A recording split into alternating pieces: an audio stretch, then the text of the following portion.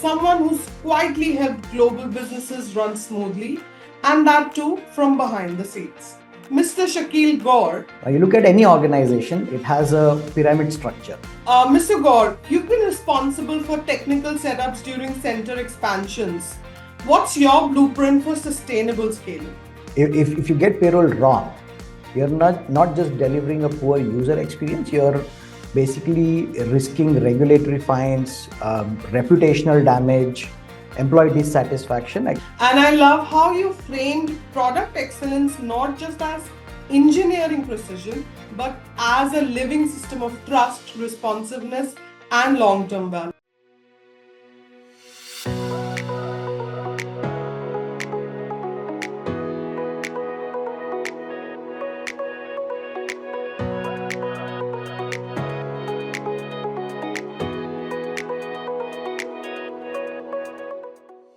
Hi everyone, welcome to FaceTime with Leaders, a podcast by Directors Institute World Council of Directors.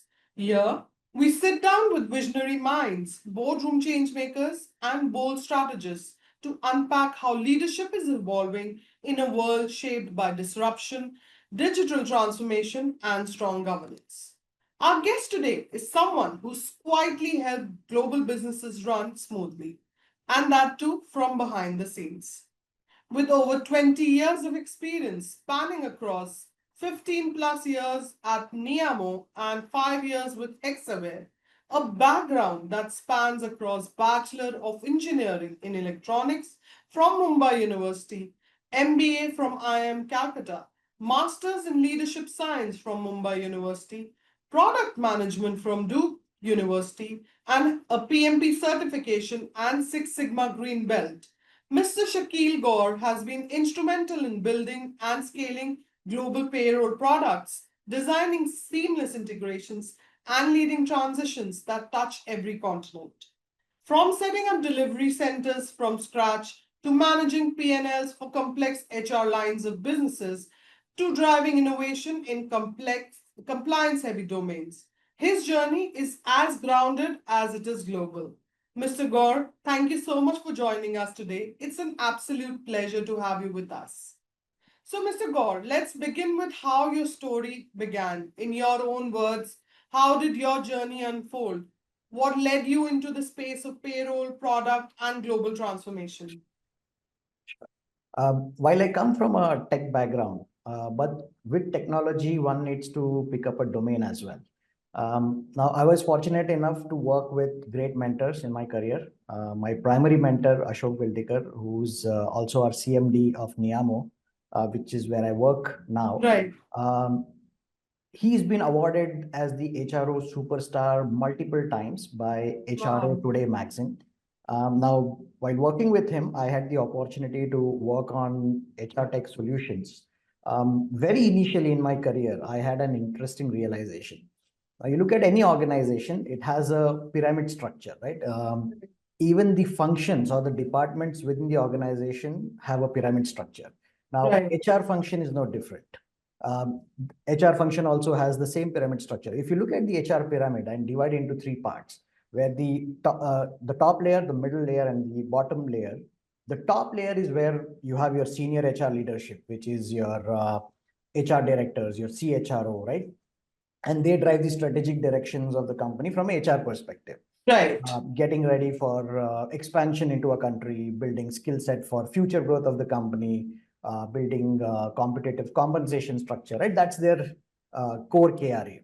The Right. middle layer, the managerial layer, which is where your HR managers, your HR business partners sit. They are the ones who drive the tactical actions, which are basically doing the actual hiring, ensuring people are getting paid on time, Right. and doing answering the queries of employees and so on and so forth. Right. And finally, the bottom layer is where the transaction layer is, where all of the actions happen.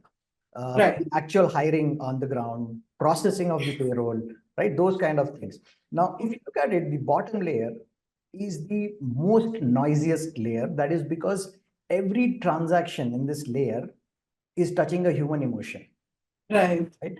Let's say you issue an employment certificate late to an employee who needs to apply for a home loan. It's a very simple transaction. But if you Right. delay it, let's say his loan gets rejected. So emotions are flying high. Worse, I mean, you pay somebody wrong or you pay them less, right? So that again is touching a human emotion, Absolutely. and you can imagine the repercussions, right? Right. So Right. what happens, because it is such a noisy layer, there are always escalations in this layer. So what happens is the tactical layer is working one level down with the transaction layer to basically solve these issues. And because the tactical layer is deep diving into the transaction layer, the strategic layer has to roll up the sleeves and do the tactical work, right? Right. The whole Understood. strategy goes for a toss. Yeah. So that is what actually kind of was driving me, because when we start building solutions to basically automate or transform the HR activities in this noisy layer, you are reducing the errors, minimizing them to the minimum level, making sure that everything goes through smoothly, so that the human emotions are intact. I mean, you give a good employee experience. Right. And plus, if you look at it from overall perspective, the tactical layer is able to do their job, and hence the strategic layer is able to do their job. And overall, as a company, you're able to achieve your business objective. Right. Right? Now, imagine doing this at a scale for global setup and enabling HR functions to be self-sufficient by providing them with products, so that they do this themselves. I mean, you don't have to rely on a third-party services, right? I mean, you build products which will help Right. scale up to this level. So that is what Right. basically um, got me excited, and that is what got me into this role basically. Wow, wow, that is such an incredible journey that you've had, Mr. Gour. And I really appreciate how you didn't just walk through your resume, which usually happens, but you actually gave us a glimpse into the mindset behind your journey. Yeah, So thank you for sharing that with us. thank you. Mr. Gour, you've been responsible for technical setups during center expansions. What's your blueprint for sustainable scaling? Okay, let me answer this with a real life case study. So we were awarded contract for implementing global payroll solution for a company with presence in about 80 countries, a little over 80. Now, since I have signed NDA with my organization, I cannot disclose the name of our Absolutely. customer. Right. So let me explain a little bit about the payroll landscape of this company, which has got 80 odd country presence, before we started the project actually. Okay. So they had a very decentralized structure from a payroll perspective, as in Right. each country was managing their payroll locally. They had success factors as their HRIs globally, but it did not have all of the required data. And since the payroll was so decentralized, there was no global reporting on the payroll spend. Yeah. There, any line of sight on whether all of the local compliances are met for each country, and for each year. At the end Right. of each year, the compliance head or the CHRO was not sure whether they've really been compliant in all of the countries or not. So this customer of ours wanted to bring about centralization in the overall payroll structure, and of course visibility, transparency globally for better control. And of course, for achieving all of this, they couldn't compromise the overall employee experience for sure. Right. Right. So the reason we were chosen for this project was because we were the only company who had a product which could deliver payroll and compliances in about 120 plus countries, Wow. on a single platform. Back then, nowadays, of course, moved to 150 plus. The reason we could achieve this is because our growth was organic. We had not grown by acquisitions, right? Mhm. Our growth was very organic in nature. So if you grow inorganically, the challenge is that you end up having multiple platforms for different geographies, and for different customer sizes, you have different platforms. Now, I'm not saying either strategy is good or bad. I mean, it's not like you should not grow organically or Right. inorganically. So I'm not Right. biased, but I'm using this only for setting context. Mhm. So we had built this product ground up in house, and hence we had a lot of autonomy on the product and what we could do uh, with the customers requirements. And of course, we could deliver payroll services in all these countries using our platform, right? So Right. just because we had the product, we did not straight away dive into implementing the solution for them because it's not a one size fits all kind of a thing. Absolutely. Right. So we brought all the stakeholders from the customer organization together to draw a blueprint of how the solution will look like Right. and the roadmap to achieve the same. This was divided into three main aspects: people, Okay. process, and technology. Okay. From a people perspective, we identified the resources needed on both sides, on our side as well as The client side. sorry. So from our side as well as from the customer side, it required people with excellent project management skills and people who are technically also very sound. And the person driving the project on both sides, on the customer side as well as on our side, Right. had to be a very influential person, because if you're deploying a product across 80 plus countries, there is a lot of red tape protocol. There will be people who will try to derail you. So you will need people who are very influential, who are able to get their way around in the organization, get things done. So that was important, to identify the right person who will drive the project. Right. Resources from different teams who may not be full-time people on the project, but they need to support. So those were identified. The commitments were taken from their leaders that they will give the required amount of time to the project. And when we gathered the team on either side, the dedicated resources for the project and the resources who were loaned in the pod structure, once we identified all the resources, is when we said we will start the project. Right. The second aspect about process. Now, the process of implementing a new payroll solution was clearly laid down. The process was harmonized, and I use this word very carefully. It was not standardized; it was harmonized. Harmonized. Because it is not, like I said, one size fits all kind of a solution that can be implemented in this kind of a complex scenario. So the global concepts were aligned, and it was agreed that each country will follow this global concept, but each country was also given the leeway to bring their local needs to the table, so that that can be incorporated, because you cannot force feed and say this is what you need to follow. You have to meet the local requirements as well. So the process was designed that was global in nature, yet local, which we very affectionately call it as glocal. Local. That word came to my mind immediately. Yes. So, and then we also, went to the extent of defining who will approve the exceptions, how the escalation matrix would look like, and those kind of process nuances. Right. The third aspect, which is technology, which was the heart of this entire solution. All the requirements were clearly articulated, and it was explained how the technology would address these needs. For instance, how the global accounting GL report will look like, how the global spend report will look like, how the compliance dashboards will look like across countries. Right. Certain requirements which were not met by the technology were also called out very clearly. Some of them it was decided that we will take it up at a later point in future as an enhancement to the product. Right. Also, one key aspect that was agreed was integration with their HRS, which is success factors, with our payroll product. And this drives basically two key aspects for the customer. One is improving the usage of their own success factors, because their organization, which otherwise was a challenge, they were forced to then use success factors so that data gets integrated, comes to the payroll product. And also it reduces a lot of manual efforts on their side, where to do like a double entry, put in HRS and put it into the payroll system. So that was taken care of. Now, once all of this alignment was done, we went ahead with the deployment of the solution in a phased manner.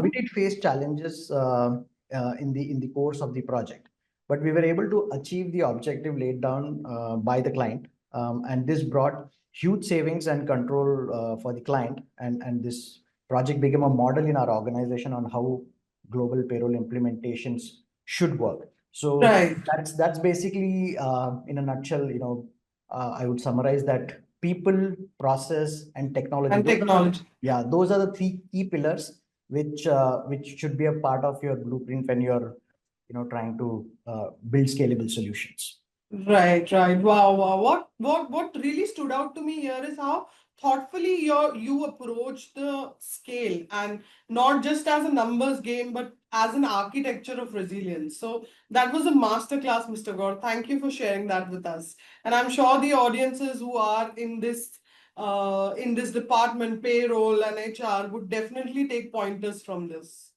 Thank you for sharing that with us. So, Mr. Gaur, what does product success looks like in a field like global payroll, where compliance, accuracy, and user experience all need to deliver every single time? Yeah, okay. So product success in global payroll is unlike success in many other fields, because failure here is not just about inconvenience. It can be illegal, right? I mean, if you can, if you get payroll wrong, you're not just delivering a poor user experience, you're basically risking regulatory fines, reputational damage, employee dissatisfaction across potentially 150 plus jurisdictions that we are delivering. Agreed. Agreed. So that reality sets a very high bar for defining success. At its most basic level, success in global payroll means meeting three non-negotiable criteria every single time: compliance, accuracy, and timeliness. Compliance requires that every local tax, labor law, social security rule is applied Right. correctly, and it is up to date. Mm-hmm. Accuracy is critical. It's non-negotiable again, because even minor calculation errors can snowball into audit failures or employee Right. trust. Right.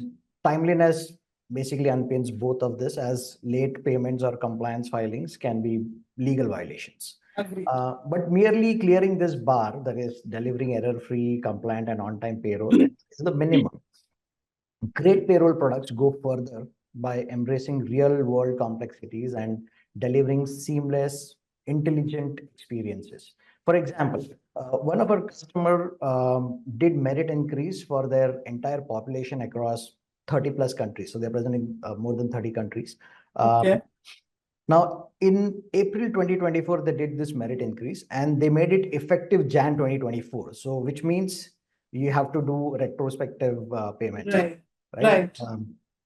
While we had to handle the retro payments, we also had to deal with the complexity of this retro period cutting across the financial year for a few countries who Absolutely. had April to March as the financial year. So Right. some countries who have Jan to December, some countries which have April to March, and so on and so on, right? Mm-hmm. So now this is not an edge case. This is a reality of global payroll, because here success means passing the test every time. Now I'd like to frame product success in global payroll through three strategic layers. Number one, trust. Number two, intelligence, and number three, experience. So I'll talk about trust first. So which is basically compliance, security. So payroll is inherently about trust. Companies entrust us with highly sensitive employee data and expect us to maintain ironclad compliances with local regulations. That Right. means investing in real-time rule updates, audit trails, role-based access, and certifications like your ISO 27001, SOC 2 Type 2, cloud security, Right. ensuring you meet the GDPR compliances. Now, Right. without this layer, no one will even consider adopting the product. So that's the trust part. Second is the intelligence, which is basically automation, localization. Now, payroll complexity cannot be solved by just throwing people at the problem. Right. Success means embedding intelligence into the platform, automation of calculations, proactive error detection even before it happens, building country-specific rule engines, localized document generation. Now, this reduces a lot of human error, Mm-hmm. scales operations without proportionally cost increase. Right. Okay, so that's the second part. The third one is the experience, which is basically design, usability, those kind of things. Now, finally, great payroll products must be easy to use despite this complexity. Right. Now, HR and payroll teams should be able to configure the local rules themselves, run the multi-country payroll, and access analytics through intuitive interfaces. This is Right. where the design matters as much as the engineering does, right? Because when Right. somebody is trying to centralize the payroll from a decentralized structure, Mhm. these things play a very important role that you're able to deliver out of a single platform. The platform is available in multiple languages, right? So this helps a lot. Now we can draw Right. parallels to other high stake industries like your fintech, right? Stripe, for instance, didn't succeed just by making payments technically possible. Right. They won by making them secure, compliant, and delightfully easy for developers and businesses, both. Similarly, if you look at very simple example like Aadhaar in India, they had to establish trust at a massive level, right, across the country, right, Agreed. billion plus population, so massive scale, and it became a platform for inclusion and innovation. So ultimately, product success in the global payroll product is about making sure everyone wins. The finance leader is able to avoid penalties and can get global analytics on the payroll spend. Right. EHRO should be able to deliver a strong employee experience. From his perspective, employee should get paid on time, should get paid accurately. Employee, experience should not get hampered, and the board should find this as a scalable solution, scalable platform that Right. support their strategy of growth into the newer markets, newer geographies. So Right. that's why we treat client feedback and the usage of analytics and local market needs as core inputs to our roadmap. For example, a Right. customer specific requirement to provide its employees an option to select breakup of their own salaries that came as one of the input, and that led us to build a completely new product into our ecosystem called Flexi Right. Salary. And this product now benefits all our customers. So that is the kind of listening, adaptation, and long-term thinking that is required when you want to build a true product success, or when you want Right. a real product success into the global payroll space. Hmm. Wow, wow, that is such a sharp and grounded definition of success, Mr. Gour. And I love how you framed product excellence not just as engineering precision, but as a living system of trust, responsiveness, and long term value. So, thank you so much for sharing your thoughts with us. Thank you. So, Mr. Gaur, how do you blend local regulatory nuances, say India versus Germany versus Brazil, into a single payroll product experience? That sounds like solving a Rubik's cubes with 10 dimensions. Yes, it indeed is like solving a Rubik's cube problem in 10 dimensions, because each country isn't just a different color. It's a completely different shape. So India, Germany, Brazil, the example you took, don't just have distinct tax rates or payroll calendars. They have entirely different compliance philosophies. The employee expectations are different. Even the cultural approaches to pay slips is very different. Now, Right, to manage that, you can't treat global payroll as a single monolithic product with a one size fits all kind of a design. Because instead, you need to think of this in terms of platform design with deeply localized executions. That philosophy guides everything we want, a single unified user experience, but under the hood that it is modular in nature, it is rule driven and highly configurable. right, First, let's decode the product philosophy behind this whole localization at scale. Now, separation of global versus local logic.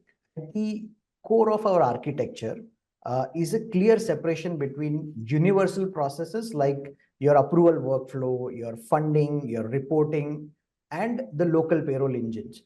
This lets us maintain consistency for the HR or the finance head running the payroll in 50 odd countries, let's say, right, while ensuring India's PF or ESIC rules versus Germany's Launster, which is basically tax, or the payroll tax classes, which is Germany specific. These are working perfectly fine. Second is the rules engine approach, where we invest in a flexible rule-based system where local tax calculations, statutory deductions, and even payslip formats are defined Right. in country packs that can be updated independently. For example, when Mhm. Brazil changes its social security ceiling, let's say mid of the year, we can deploy that as a rule and update it without affecting, let's say, India or Germany. Right. Then the embedded localization. It's not just about compliance calculations. Localizations include language, currency, the date time formats, statutory reporting templates, the employee facing UI experiences. So, for example, Brazilian employees expect detailed INSS, FGTS breakdown. So these are very localized concepts to on their pay slips. Likewise, German workers need specific tax breakdown. It's a tongue twister word for me. The word I am not good with German, but they have very specific requirement, in terms of their tax breakdowns or the wage certificate outputs that are required for the end of the year. So Yeah. these are some of the important aspects. But there is also a strategic and human side to global design. You can't only Absolutely. think in terms of code and product. We maintain local payroll specialists as well and the compliance teams to interpret regulation changes and validate implementations of those. We also Right. directly engage with clients to understand what they need from the product, because even within one country, multinational corporations often have very unique setups. Product success here is when a stakeholder at every level gets what they want. The CHRO sees a dashboard with aggregated, reliable data. The country payroll admin can tweak the local rules without having to go to a developer or a product team. The employee is able to get the payslip that is legally compliant, culturally familiar, and easy to understand, right? So the Right. product should be able to deliver all of this, cater to all of these different segments at one go, right? Ultimately, our goal is to reduce complexity for the user without ignoring the complexity of the world that they operate in. That's what Wow. localization at scale really is. Designing for global consistency while respecting the local nuances. It's why I see payroll as more than a feature. It's a trust infrastructure, and solving that Rubik's cube problem isn't one time project. It's a Right. commitment to keep learning, unlearning, relearning, adapting, and listening to every market that we serve. So that's what. Right. Absolutely. It's such a complex process, I mean, being on the other side of it, we don't know what happens at the background. But now, since you're talking about it, it's an eye opener. And I love, like you've been saying this, that it's not one size fit all systems, but as a platform built on respect for local complexity. So that's wonderful, and it's really complex. Thank you for sharing that with us. Thank you. So this is my favorite segment of the entire podcast, Okay, the rapid fire round.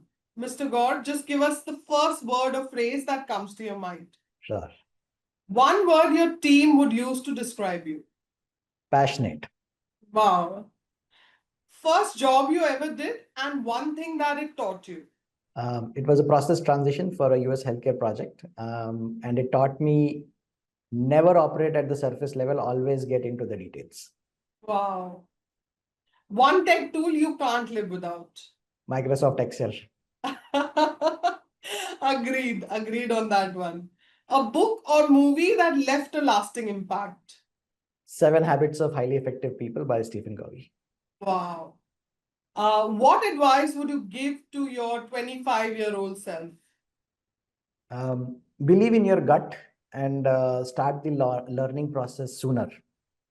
Wow. Wow, that was really interesting. Really interesting. Thank you for sharing that with us, Mr. Gore. Thank you. So, Mr. Gore, earlier this year, a payroll scam in China made global headlines. An HR manager created 22 ghost employees and siphoned off rupees 18 crore over 8 years.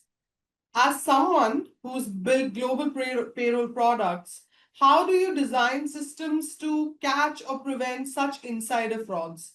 And in a world of raising payroll complexities, does the industry need to rethink how trust and verification are built into these systems? Yeah. So when payroll fraud like this happens, where this 18 crores siphoned off via ghost employees, it doesn't just hit the bottom line, it erodes trust in leadership, it damages employee confidence, Right. and exposes governance failures.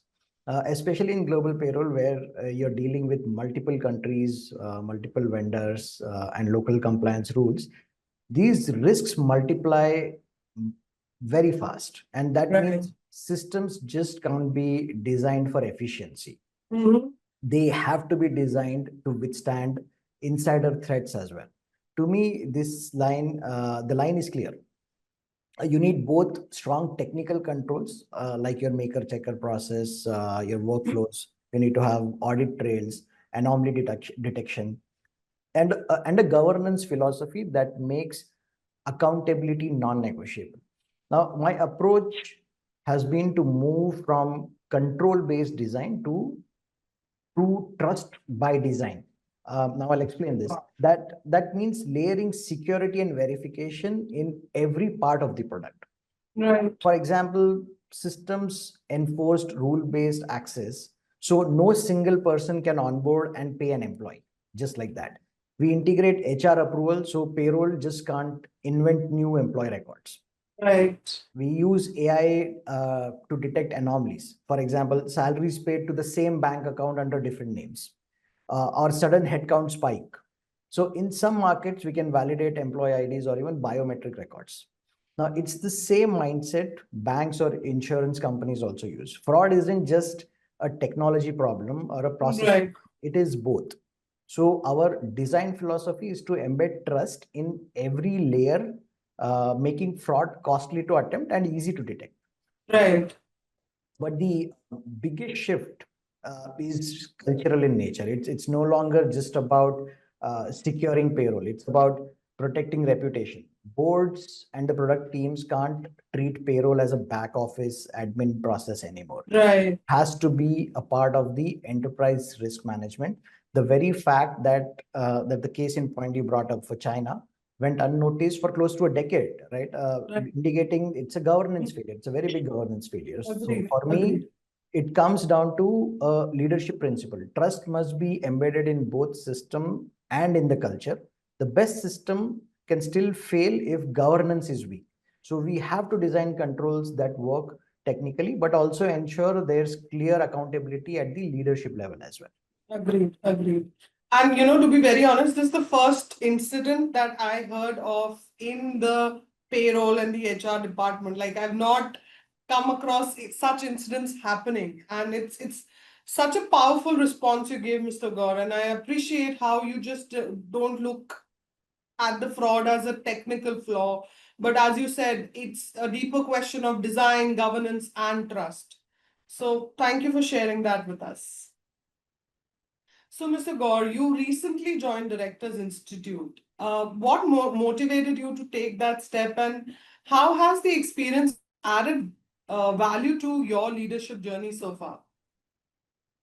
Okay. Let me give you a little bit of background before I answer about what motivated me to join this program at Directors Institute. Um, every time I have seen that I am going to hit a plateau in my career, I've looked for ways to educate myself to get ready for the next level. Right. When I was doing transitions in the initial part of my career, I saw an opportunity to manage projects better, and at a much larger scale, by doing PMP certification, the project management certification. Right. So when I started managing large scale operations, I knew if I had to handle higher responsibility and become responsible for the PNL of let's say a vertical, then I need to be more business focused. I need to have the business acumen. That is when I did my executive MBA from IIM Calcutta. And then I moved into the PNL handling role. When I saw that I need more than just a business acumen to move to a senior leadership role, I did my master's in leadership science from university. When I realized it is not just about business, but when you want to build large teams, large organizations, then leadership also plays an important role. So when I saw that gap, I bridged it with this particular course. When I realized that I need to move from the services business to managing product, I did my product management certification from the Duke University. Right. Now I am at this stage of my career. Yet again, I have come to a point where I feel that I need to move into a more strategic role to build sustainability and not just be a business head driving profitability. And I need to do this at a global scale, I feel. This is what had driven me to join the Directors Institute. I feel this program will give me that platform to get ready for the boardroom. This program is helping me change my perspective. It has made me far more conscious of balancing short-term outcomes with long-term resilience. I've become more intentional about asking what's the governance risk here, what's the stakeholder impact, and not just will this deliver in the next quarter or the next month. So one idea that really inspired me from this program is that board members are stewards of trust, not just capital. That's especially relevant in tech and payroll, where you are handling sensitive employee data, massive transactions, and reputational risk. So now when I design product or processes, I think about how they would stand up to the board level scrutiny. Are the controls robust enough? Is the value creation really sustainable? It's elevated the questions that I am also asking my team. And that mindset shift has helped me bring more strategic clarity to my teams and even to my customers. It's reminded me that leadership isn't just about delivering outcomes. It's about building systems and cultures that earn and maintain trust over time. So that's my answer in a nutshell. Wow, wow. So I've noticed that throughout your career journey, continuous learning has been one of the top, fortes of yours. And I'm really inspired by that, sir. Having so many certifications already, you're still looking to educate yourself more and be ready for the next step. And that is such an intentional move. And I love how you framed it. It's not just as a title chasing step, but as a conscious pivot towards more strategic thinking. So, uh, kudos to that, and I wish you all the best for whatever goals that you've laid for yourself. I hope you achieve them successfully. Thank you. Thanks, Charu. So, Mr. Gour, thank you once again for joining us on FaceTime with Leaders. Your clarity, your humility, and the sheer depth of your experience has made this conversation incredibly insightful. Thank you. Thanks for having me over. Okay. To everyone listening, we hope you're walking away with not just takeaways, but real reflections on scaling, systems, and leadership. This is FaceTime with Leaders, powered by Directors Institute. Until next time, stay curious and lead with intent. Thank you.